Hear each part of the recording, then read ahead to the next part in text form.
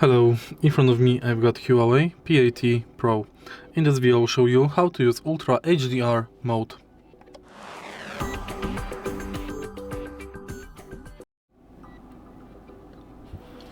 To use Ultra HDR Mode, firstly let's go to Camera on your smartphone.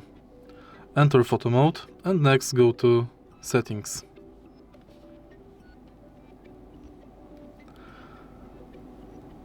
Switch this button to enable HDR Vivid.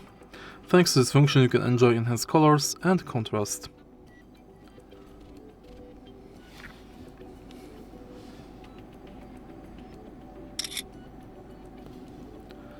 If you find this video helpful, please leave like, comment and subscribe.